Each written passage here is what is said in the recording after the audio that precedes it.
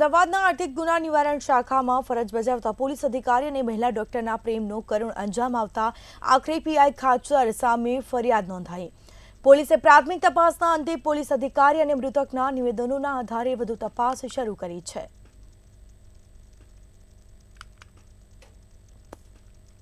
ગઈકાલે જ્યારે જે પરિવારજનો છે એમાં જે મૃતક વૈશાલીબેન જોશી છે તેમના સૌથી મોટા બેન જે છે કિંજલબેન પ્રિયાંકભાઈ પંડ્યા તેઓ જે છે આ બાબતે પોતાની જે નાની બેન છે તેના આત્મહત્યા પાછળ જે એની અંતિમ સુસાઇડ નોટમાં જે પ્રકરણનો ઉલ્લેખ કરવામાં આવ્યો હતો એ ઉલ્લેખના આધારે બીકે ખાચરને જવાબદાર તેઓ પણ માનતા હતા અને એના કારણે આ જે કિંજલબેન છે અને એમના પરિવારજનોએ બીકે ખાચર વિરુદ્ધ પોતાની જે નાની બેન છે વૈશાલીબેન તેઓને આત્મહત્યા કરવા માટેનું દુષ્પ્રેષણ પૂરું પાડ્યું હોય એ મુજબની ગાયકવાડ હવેલી પોલીસ સ્ટેશનમાં ફરિયાદ આપવામાં આવેલી હતી।